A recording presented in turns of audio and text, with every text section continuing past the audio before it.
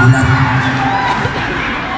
Ngayong araw na to, sinisigaw natin hindi lang ang tagumpay ng lahat ng mga kandidato natin dito kung mga kasama.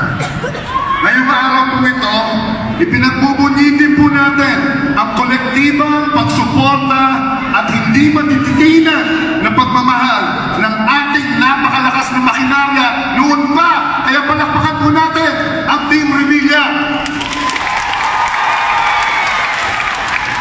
Ang makinarya natin na hindi nag-iwan, hindi natinag sa dami ng pagsubok, sa dami ng dilubyo, sa dami ng gera na hinarap natin. Andito pa rin tayo, malakas, mas malakas pa! Ngayong araw na to, hinahandaan na natin din mga kasama ang pagsigaw natin sa buong Pilipinas na sa Bacoor, kami panalo na!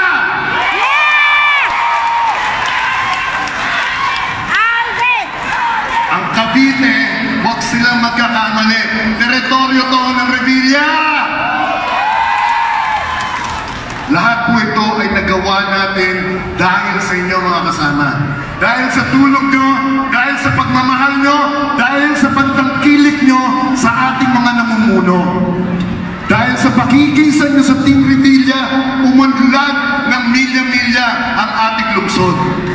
Mga kasama, pinapaabot lang po natin na dito kasi sa Bacoor, inuuna natin ang damdamin ng masa. Hindi natin sinasakripisyo ang kapakanan ng tao para sa pagunlad ng lungsod na ito.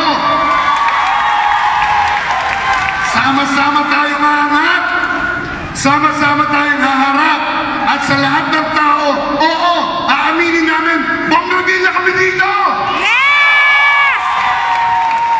Tiwalang binigay nyo mga kasama sa buong Team Revilla, sa pamunuan ng mga Revilla, ang magluluklok uli at magdadala uli sa agimat ng masa, pabalik na Senado.